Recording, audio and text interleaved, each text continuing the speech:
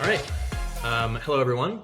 Welcome to another Uncertainty Project conversation where John May and myself, along with our guests, cover topics around managing uncertainty, decision making, and strategy. Um, Today, we have an exciting conversation with Melissa Ushakov, who is a group PM at GitLab. This conversation is particularly interesting because GitLab is not shy about sharing their internal processes just via their handbook. And as a very asynchronous culture, they've done quite a bit of work explicitly defining how they make decisions. So we're just going to walk through some of that today. Melissa, it's great to see you. Thanks for joining us today. Thank you. Glad to be here. And thanks, John, as always. um, cool. So before we just get into how GitLab makes decisions specifically, Melissa, can you just kind of paint a picture of what the product org is like at GitLab? So just to kind of get some context for us, and maybe just how it's a bit even different than your experience as a PM in the past. Yeah, I'll start there. And I'm a group manager at GitLab, so I manage a group of PMs. We're generally aligned to customer like workflows. I lead the plan stage, which is everything around agile planning, value stream management, and wiki. So if like everything at GitLab, there's a handbook page that describes our organizational structure, but you'll find that we have what we call sections, then stages, then groups. And you can think of those as going from like more general to more specific as far as customer use cases. So I'm part of the dev section, which is around development. But then there's other sections that are around, for example, security, operations, different workflows, and typically different personas. So we align that way. And how it's different. It's interesting at GitLab. What I'll say is we tend to push decision making as far down in the chain as possible. So we have what I would call more extreme versions of people being owners of their decisions further down. If you look at the GitLab handbook, you'll see a concept that is very prevalent that's called, we call it the DRI. So it's the directly responsible individual. So that's what I'll say, a very core concept in the culture at GitLab, in which we really empower individuals to make decisions and try to make those decisions as close to where the work is happening. So PMs, I would say, are more empowered to make decisions about their product than anywhere that I've been, which is really cool. It's effective. I feel like going into GitLab, and I think a lot of times with how organizations work, like sometimes it's on kind of like some spectrum of there's a ton that's documented at GitLab. So where does it sit as far as kind of like aspirational or like very practiced, like at GitLab, especially, I mean, I guess two ways, right? One is kind of the decentralized decision making. The second is also just like, I think GitLab is kind of seen as very much so like a poster child of async as well. Like do those two things, as far as if you're looking at the handbook, like where is that on like the scale of just kind of like aspirational versus like a lot of that stuff is actually very active in practice? It's very active in practice. I would say it's one of the handbook and how well it's maintained, how detailed it is one of the keys to being really effective working asynchronously. If you think about it, in practice, what async means is that I'm not sitting in the same time zone as my manager, my team's not sitting in the same time zone as me, PMs aren't sitting in the same time zone as their teams, right? So when you're in that situation, it's really important to have clearly documented guidelines and rules by which people can make their own decisions and be correct 95% of the time. What you'll find, and it's one of the things that's kind of like interesting and different about GitLab, is like people send handbook links all the time as ways to communicate. So if you have a question about something, people will send you a handbook link. And that's how you answer questions. And what you'll also find is if you can't answer a question outside of the handbook, people will create a merge request to update the handbook. If you look at the handbook and it's wrong, people will go update the handbook to make sure it reflects reality. In some ways that's good because there's always information out there. In other ways, like you were mentioning before we started recording, the handbooks grows and there's a lot of information in there. Everyone is expected to update it and document things. So it's really important to kind of go back and remove things as you find they're no longer valid because practices have changed. Yeah, and I noticed. I mean, so most of the handbook as well. That's all documented in GitLab. As far as tooling, a lot of that is through GitLab itself. Yes, the handbook is a GitLab pages. Uses GitLab pages. Mm-hmm. Very cool.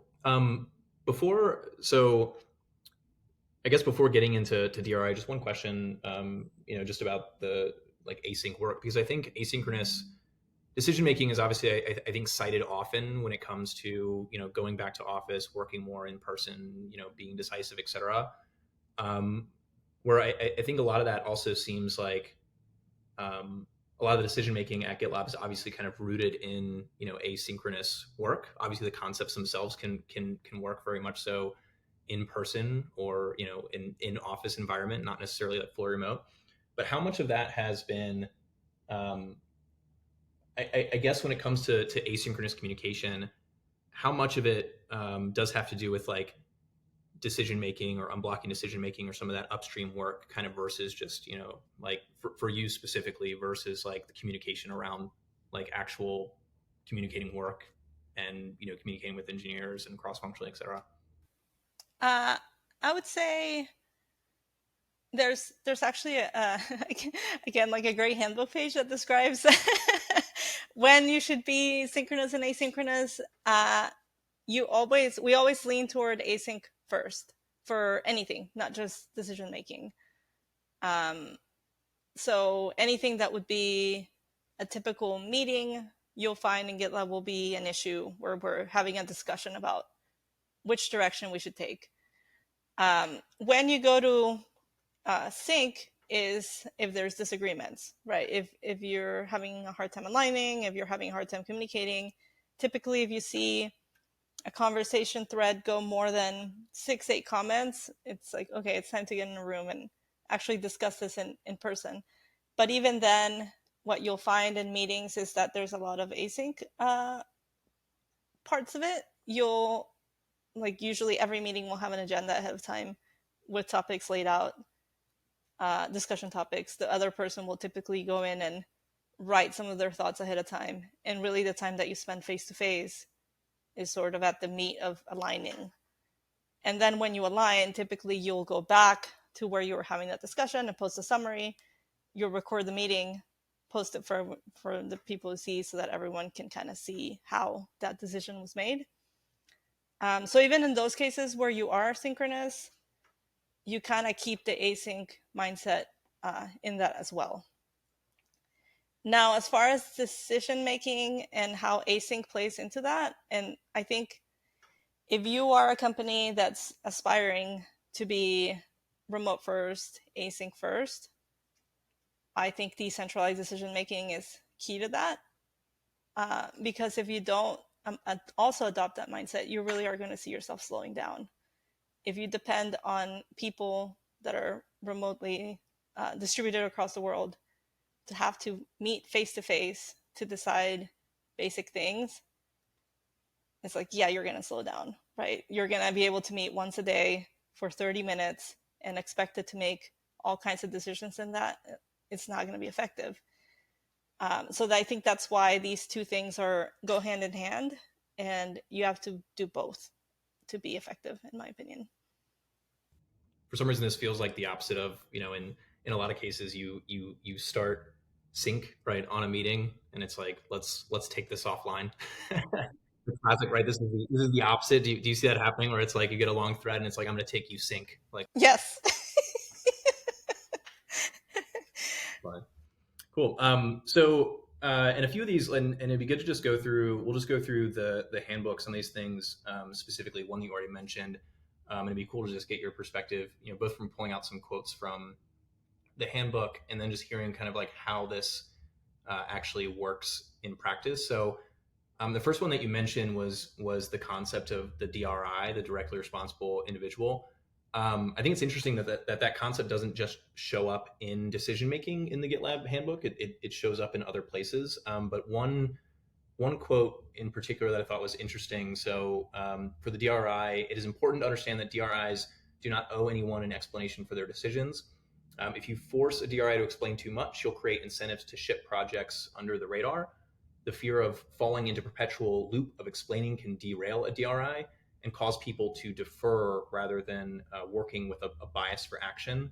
And then kind of later on, it's explained, that very explicitly, a DRI at GitLab does not have to explain why they're making a decision, and they absolutely do not have to kind of convince other people around their decision.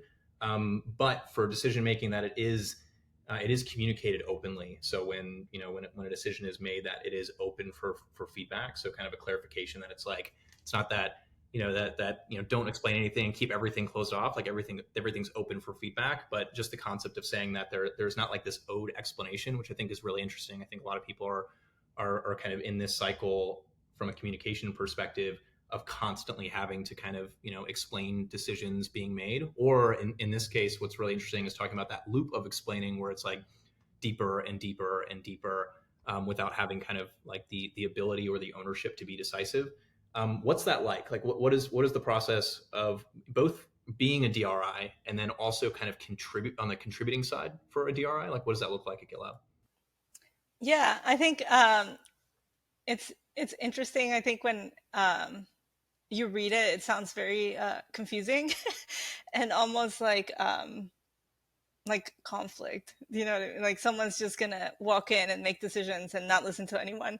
But in practice, that's not really what it's like. I think one is it's important to be clear on who the decision maker is, right? So again, I'll reference a handbook page and I'll send you some links that you can put along with this. But for example, for a product development flow, if you think about that, who the decision maker changes as you go through the process, right? When you're doing problem validation versus solution validation versus build, right? All of that ownership changes hands through that process. So we have a handbook page that clearly outlines, okay, who's the decision maker at each step of the way, right? So it's very clear to everyone in the room kind of who you should be looking to for an answer. So that's number one, right? That because the ownership, I would say, is so strong and that person can make a decision and move forward. It's important to be clear on who that person is, right? So that's one. Two is, if you look at how we say we make decisions, we use the SPADE model, and in that there is an element for E for explanation. So you do have to explain how you arrived at that conclusion, what you considered, who you talked to. And part of being a DRI is soliciting input. You are responsible for asking people who would be experts, asking people who would be affected by this decision, whatever it is, considering their perspective in your decision making, and then explaining how you came to that conclusion.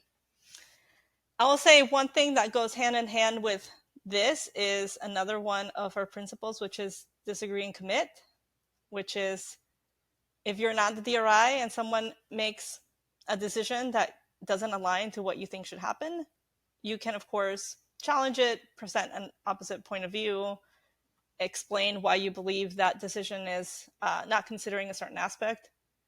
That person can choose to take your input or not. And then that comes the point where you say, okay, and you'll find this if you go through the issue tracker a lot, you'll find that people say, okay, I disagree and commit, meaning, okay, all good. We can move forward. I'm not going to block progress. Let it be known, sort of say that I made these points.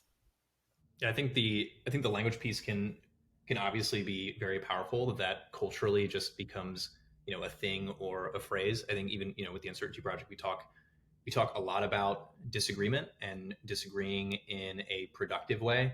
I think a second thing to kind of the two things to add, seeing in there both with disagree and commit, and also I think this is on the values page where it says we we say that collaboration is not consensus and people are not their work.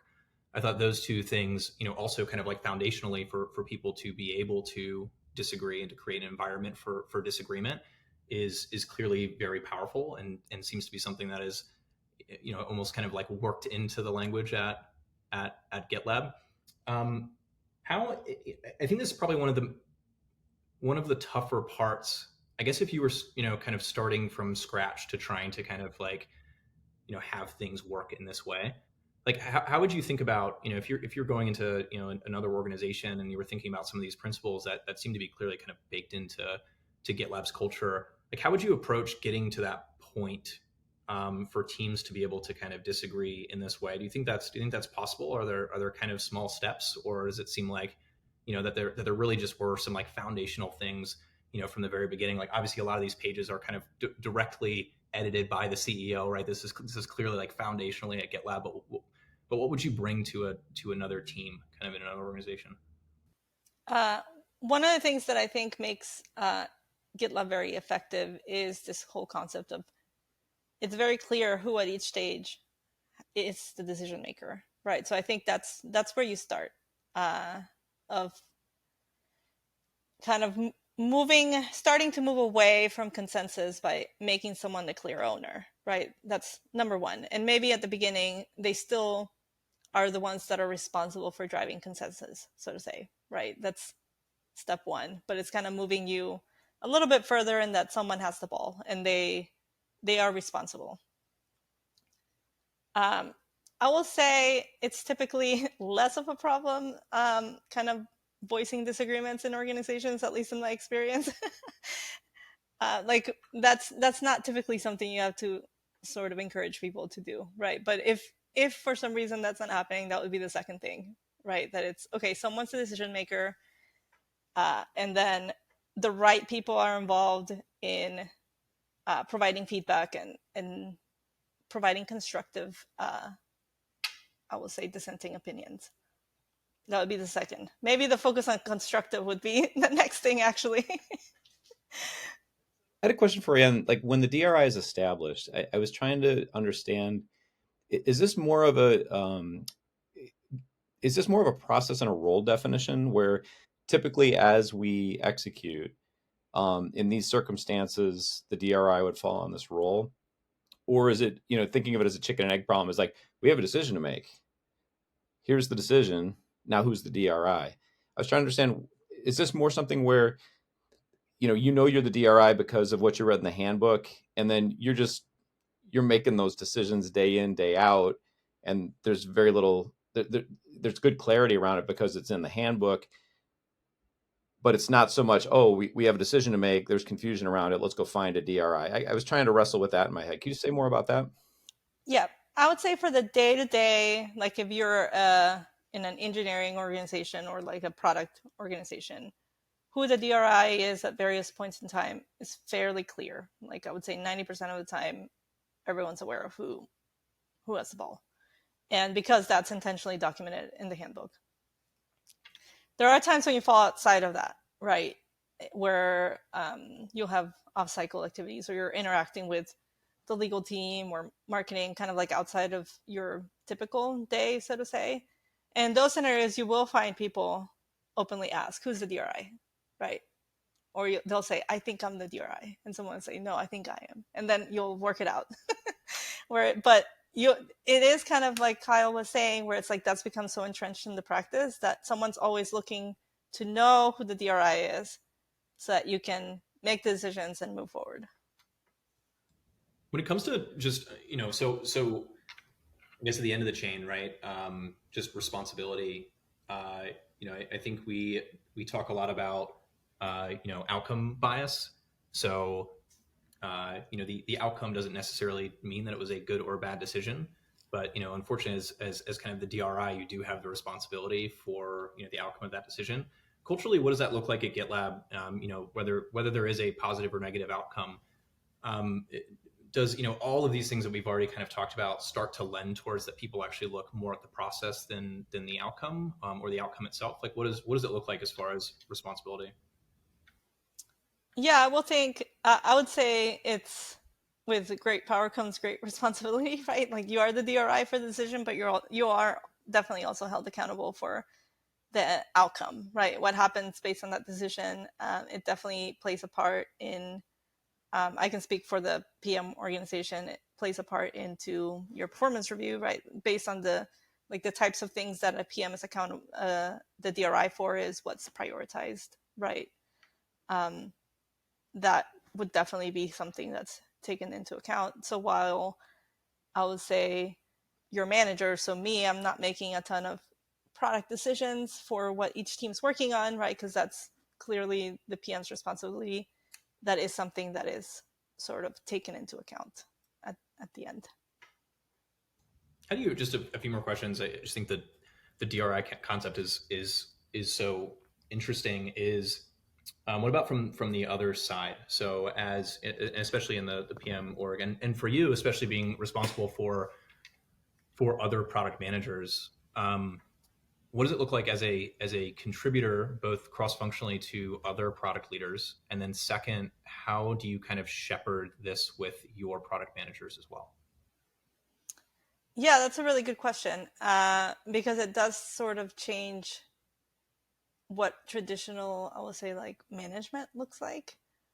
I will say it's an interesting tension, and the way I can describe it is that I'm responsible for the overall vision. So it's like, think of it like painting a huge highway, right? That it's like, here's directionally where we want to go. Here's the type of customers we want to attract. Here's the kind of segments. Here's broadly the things we don't want to do. And here's broadly the things that we do want to do. And a lot of those are inspired by our product principles. One clear example is configuration. Convention over configuration. So saying we're not going to build something that's highly configurable. We're going to try to do more standards, right? So those are the kinds of things that I'll provide guidance on. And within that, it's sort of each PM will choose how to get there. And together we build sort of this 3-year vision, both that contains the high level broad strokes, and then they'll contribute sort of the details of what those entail. Well, I think at the end of it, one of the values was around transparency, I saw. So maybe you could tell a little more about transparency decisions and how maybe in that example you just gave, where you're in a role where you've got some PMs that are the DRI, great delegation, super probably great velocity and speed on the decisions. But what does transparency look like from your vantage point for those folks on your team? Like how are you able to view this? Yeah, that's a good question. I think one of the advantages with async work is that it does create a lot of transparency, because you are making decisions and having conversations somewhere, right? That's not face to face. And for us, that is typically in GitLab issues. So another thing that you'll find to say is Slack is for more transactional things, but once a conversation starts leading down the path of we're making decisions here, it's like, no, let's move this to an issue, right? Why? Because that provides everyone context with what was talked about. It's long living. It's in context of the work. And that's really how we're encouraged to document these conversations. So in that way, it's not only transparent to me, like my conversation with my team's it's transparent to everyone. Their conversations are transparent to other PMs. And also, it's really valuable because then it's documented somewhere and you remember what you decided 6 months ago and why. I can't tell you how many times I've gone back and said like, oh, that was not good, but I understand how I reached that decision based on what I see here. And that's super valuable. But what I was referring to as like my team and I working on this kind of high level strategy, that's actually all a document that's called the direction page, and it's public. And the way we update that is through a merge request. So that's anyone can see it in the org. Usually when there's a large update to that, we'll tag our counterparts. And when we're done, we'll post it in our team Slack channel for everyone to see. Anyone can, it's sort of like an interesting, different culture here. Anyone can pop into your issues or MRs and provide their input, and that's completely acceptable and welcome. So that's also a really interesting thing where there's been times when we're considering a big strategy shift, and we'll post it early on our Slack channel, and engineers will pop in and provide their feedback, and we'll have a conversation about it. So I would say async and transparency sort of go hand in hand. Well, one last question on that. I saw in the handbook, there's an expression manager of one. And then there was also a description of DRI as it can be taken down to the task level. That was the expression that they used. So again, to your point at the beginning, that this is really one of the main means by which you push a lot of that accountability and distributed decision making through the org. Let's take it to the extreme. How do you see this play out as individual contributors, maybe just members of development teams? I got the impression, maybe you can clarify this, that sometimes they are DRIs, and maybe you could talk to us a little bit from the point of view of just a frontline developer on a team versus somebody in a more of a traditional management position like yourself. Mm-hmm. I would say everyone's a DRI of something, so to say. Like an engineer is a DRI for how something gets implemented, right? If they're working on a feature and they're designing what the architecture of that would be like, they're the DRI for that. At that point, the PM is sort of involved from the perspective, does this meet the user need, right? But that's completely on the engineer, then they're the DRI for that decision. That's just one example. Let me clarify my question. As we bring decision making together with the DRI and then the transparency of the decision making, obviously when you take it down that deep into the day to day of an organization, there's many task level fine grained decisions happening.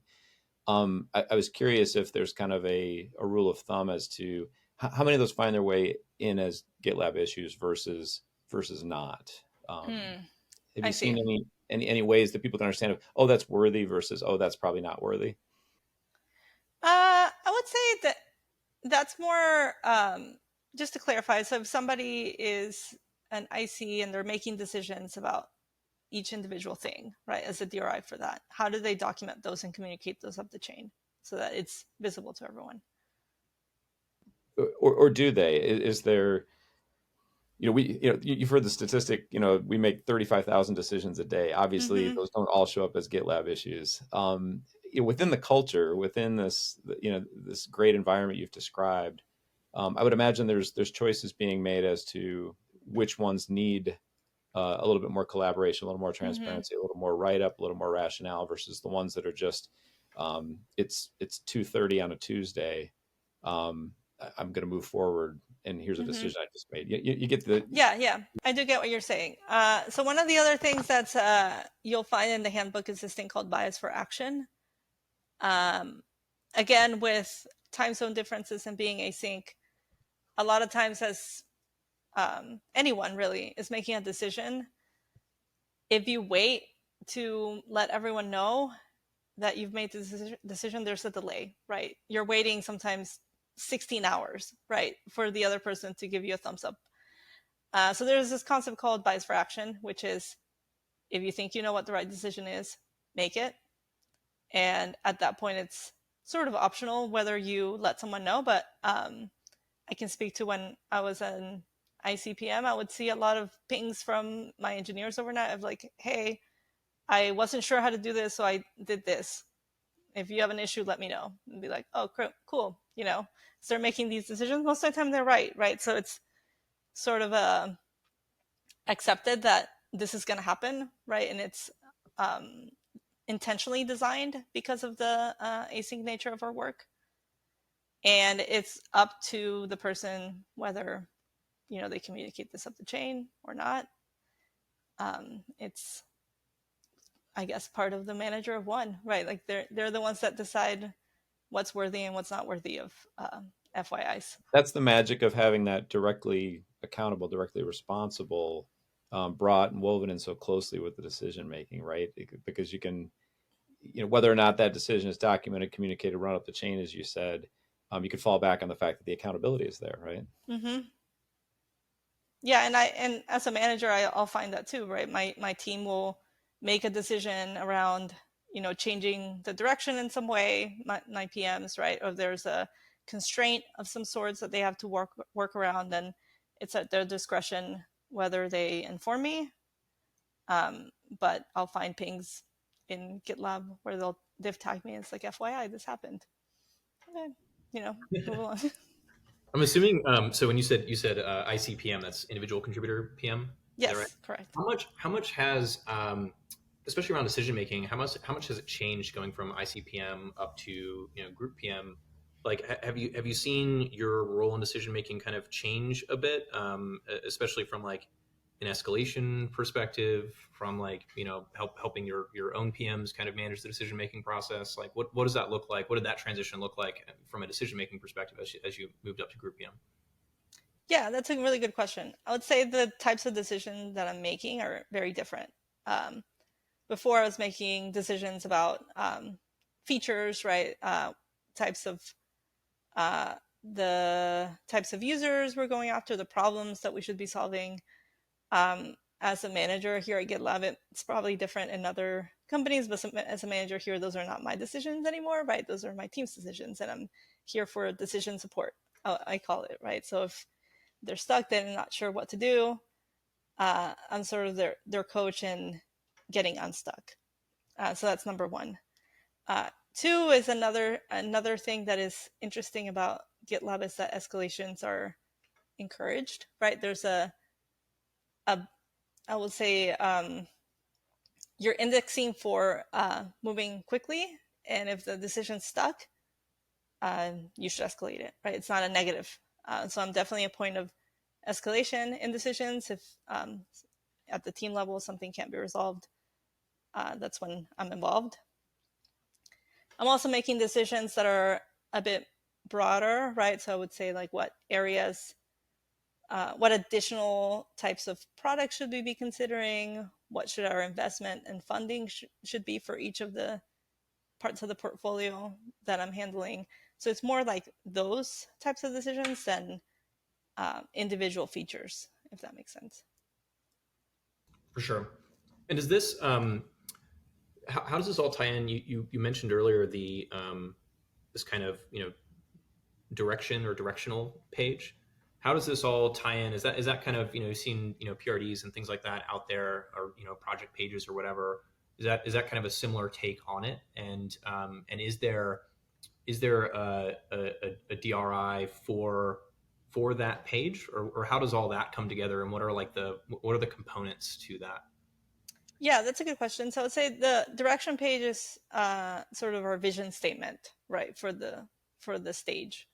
So what problems are we solving? We have a couple of parts to it. So the first one is, what is it, right? The second is, what problems are we trying to solve over the next 3 years? So you can think as stage direction pages have a sort of like 3-year horizon. Group direction pages have a 1-year horizon, and they're tied together. They should sort of be complementary. It's like a double click into one of the specific areas. So I'm the DRI for the plan stage-wide direction page. So it describes, like I said, the 3-year themes, what kind of customers we're going after, what segment. Sometimes different people have different industries that they're targeting. So it's a higher level problem statement. And then from there, where I collaborate with my team is we will list out some of the specific things we've done to move the direction forward, some of the things we're planning to do, and what's after that. So we'll sort of tie it all together, and then they'll have an even more detailed version of that they're the DRIs for, which is the 1-year more detailed version of that. So specifically getting into some of the decision making, I noticed that GitLab kind of separates it into 2 core phases, which is really interesting. I'll actually I'll read the quote here, just because I thought it was very well said. So it talks about hierarchical organizations can make decisions quickly, but aren't great at gathering data. This leads to people to say yes, but have relatively low follow through on their commitments. While consensus organizations are good at gathering data, but lack decision making speed. This can lead to projects happening under the radar. And I thought that was super well said, and that kind of leads into GitLab kind of separates decision making into 2 phases, one being a data gathering phase, and then the other kind of the decision phase. Can you talk about that, or what that actually looks like in practice, and specifically the data gathering phase, like that relationship of kind of data as well as just information that we're kind of getting from whether your own experience or anecdotes or narratives or things like that that might be incorporated in the decision making process, but not kind of like pure analysis. Mm-hmm. Yeah. When it comes to, I'll speak to an example when it comes to building products, right, and making product decisions. When we talk about problem validation, right, as that would be like the gathering, right? So you'll have to gather information about, is this a problem worth solving or not? I would say in the whole spectrum of decision making, you'll find in the handbook it says like it's okay to make decisions based on incomplete information, right? So that's number one. That it's, yes, you should gather information, but how much you gather and what kind of information is sort of on a case by case basis, depending on how urgent the decision is, how much information is available, etc.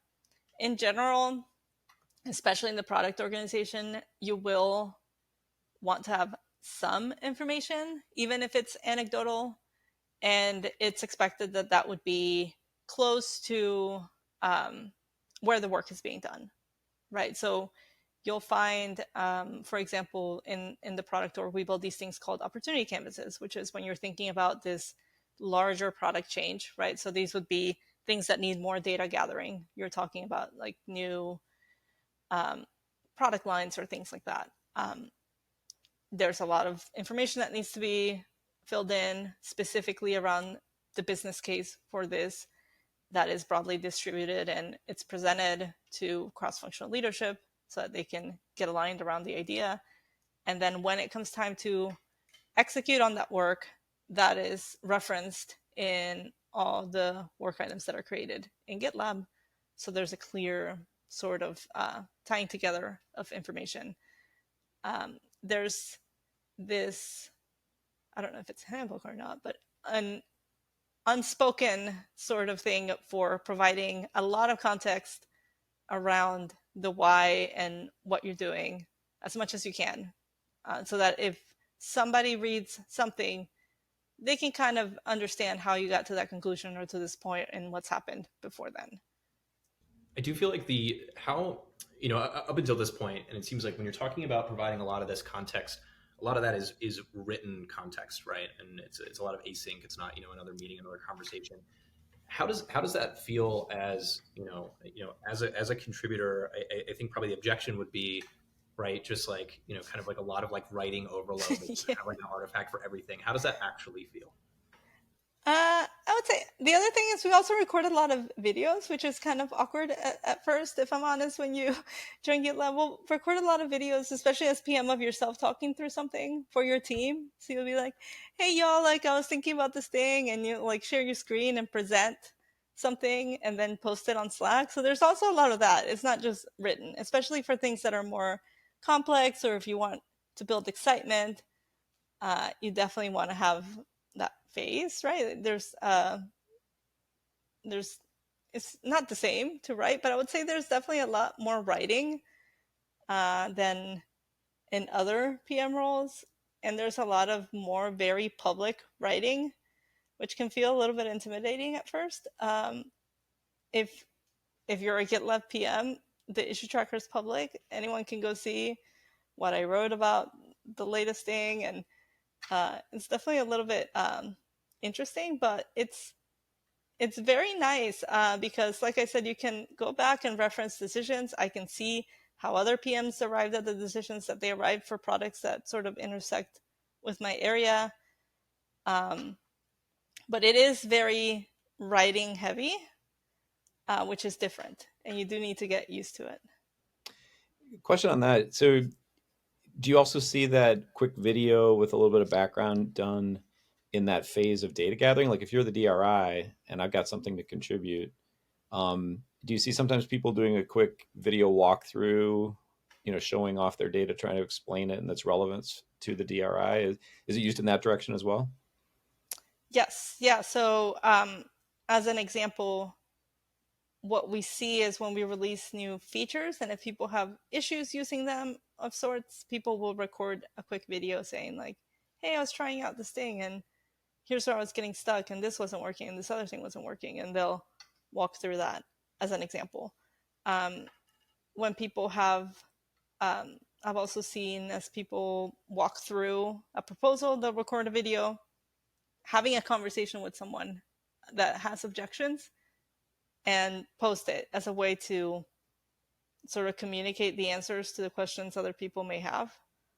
A lot of our meetings are recorded and posted for that reason, so people can sort of see conversations if they want to.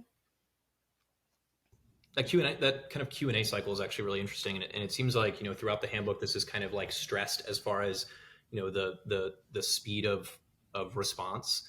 Is there any differentiation between, is that just kind of a an async communication thing at GitLab, or is there a differentiation between like what is being communicated as far as Melissa needs to provide an answer on X or a clarification on this? Like, is there a segmentation of that communication, or is it just kind of all together? What do you mean by that? Sorry. I mean by like, is there is it just kind of a general principle as far as like the speed of communication as far as like getting back to people, or is it like there are levels of like, how do you distinguish like what is a more important thing to get back to somebody on versus something else, right? So one example being like getting back to information about a decision versus Or another way to say it is like that first phase that we're talking about, the data gathering. How does the timeliness of that play out? Like, are there deadlines? Are there expectations? Is there a cadence? If you're involved in like 6 of these at the same time, how do you attack it? Yeah, that's a really good question. I think it comes back to bias for action and someone being the DRI. And it's like, all right, you're involved in this, but it sounds bad as I say it, but it's like it's your responsibility to provide information, and if you don't, you kind of know the train's going. You're responsible for providing information. If you're deeply invested, you should make it a priority, and the other person's empowered to make a decision, and the decision will happen whether you input or not into it. Does that make sense? Makes sense, yeah. So in that case, it's the fact that, look, you have people that are trying to collect information the best they can and get information from others, but the train keeps going. There is a bias for action. The decision will get made with or without kind of that information. And I'm assuming actually probably a good amount of that. I would assume if that's the case, then it's probably up for the DRIs really making the judgment call as far as how important that information is, and probably. Yes. Really like following up, with Melissa time and time again to say, whether or not this is something that is going to be very impactful information in the decision versus can I move forward without that information, yes or no. Mm-hmm. Well, and maybe you could talk a little too, like we've been talking a lot about DRI in the context of decisions. I think it's primarily there from what I saw in the handbook. But obviously what keeps the train rolling is there's outcomes that we're also chasing. So maybe help me understand it. Does DRI imply there's outcomes as well as decisions to be made, or like where does that pull from the train keep moving? Yes. Coming from? I would say if you look at our values, there's a place where it's drawn as a pyramid, and on the top of the pyramid is results, right? That it's like the whole reason behind this bias for action, quick decision making, assigning a DRI is that we want to get to results as quickly as possible, and those are results in business outcomes, right? So the whole reason behind all of it is that DRI should be able to make decisions as quickly as possible to get to results, to a good outcome. And to what Kyle was saying, if they feel like this particular person's information is extremely valuable, they will have to sort of find it, right? Like get that person in a meeting, like Slack them, whatever it is. And if that person, the other person who thinks their information is really critical for the DRI to consider, they will make it available. Does that make sense? For sure. And quick question, I know wrapping up here, the when it comes to data, what does that relationship or support kind of look like as far as getting the data and analysis that you need? Is that something where there are kind of like dedicated, kind of shared service teams that operate in that way? Is that infrastructure owned by the PM team or the context? What does that look like? Yeah, so there's a couple of what I'll call like common things that people look to for data. So we have a research team. So there are definitely times when information at hand is not sufficient, right, to make a good decision. So in that cases, you'll do deeper user research, whether it be all kinds, right, like surveys, or if you do like testing of sorts, etc. Right. So there's a whole gamut of things you can do there. There's also more just like what I'll call typical product data, and there is a team that helps with triaging and building reports if that's what you need. It's also sort of like in the same spirit of transparency, like the data is available. If you like want to write some SQL, you can go try to do it yourself.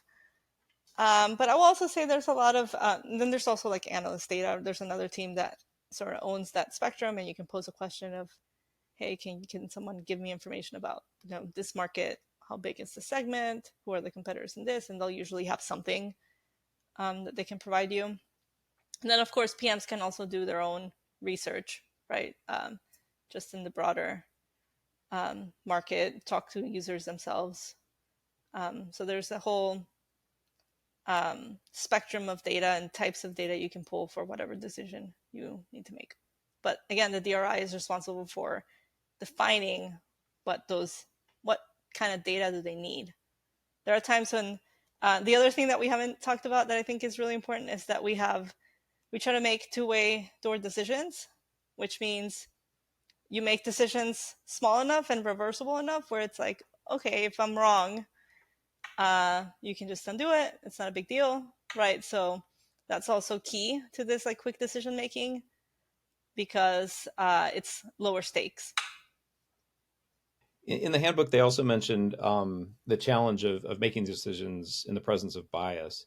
What we're hearing is that the DRI has a lot on their shoulders. Maybe you could talk a little bit about how there's some counterbalance there to make sure that that individual and the inherent biases that they're going to exhibit, how collectively you're able to address that as well. Yeah, I think the thing that is interesting is that just because someone is a DRI doesn't mean that people can't challenge their decisions or provide input when they feel like things aren't considered. So I would say I've seen a lot more discourse about decisions and a lot more conversations about decisions here at GitLab. It's really taken to heart about all kinds of decisions, not just product, right? But when there's changes to policies around all kinds of things, right, that a company has, like you'll see a lot of discussion about it. It's an environment where challenging ideas is very common and seen as a healthy part of making a decision. So I haven't found scenarios where I would say a DRI is alone in making a decision and they make the decisions and no one else is involved. That doesn't really happen. So I think that in itself, it doesn't completely eliminate bias, but it does provide a lot more perspectives to decision making. What's the most interesting about the handbook is that it is constantly evolving. Even since the last time kind of I looked at it, I think a little over a year and a half ago, it seems like there's even a lot more here. Is there anything in particular that it feels like is still a big challenge for maybe decision making in particular that it feels like teams are still working through? Yeah, I will say the handbook's a living document, right? As things change in the company, and the company's changed a lot. I've been here 3.5 years, right? So seen a lot of like growth, IPO, things change, right? How you make decisions change. And what I've found is a lot of times the handbook will lag what's happening in practice. And then you'll need to consciously go change the rules in the handbook, right? To ensure that everyone's following the same guidance. One example that I can cite is we've definitely put a lot more emphasis on usability and the handbook didn't reflect that for some time. But in practice, we saw that happening. So there's a lot of there's tendencies to have misalignment, right, as the climate changes, and it is really important to go change the source of truth so that everyone's working from the same rules, right? Because if that doesn't happen, then people take the handbook to heart so much that it must be true, right? Like it has to be a reflection of the behavior you want and the behavior that is happening. Awesome. Well, Melissa, this was incredible. Thanks for sharing this. It's one thing to read through this. It's another thing to kind of talk through it and kind of hear about the specifics and hear about things in practice. If anybody has just questions or wants to reach out, where's the best place to get in contact with you? They can email me. It's Ushakov@GitLab, or if they have a GitLab account, they can tag me on anything. As you've heard, I work out of GitLab more than my email, so it's probably a quicker response there. Awesome. Yep. And we'll put the contact links Yeah. in the details as well. Or yeah, just tag Melissa on a pull request. Perfect. It's a merge request, okay? Oh, I'm sorry. Merge request. All right. Awesome. Thanks again, Melissa. This was awesome. Thanks for being here. And yeah, we might have another conversation in the future. Yeah, that's fine.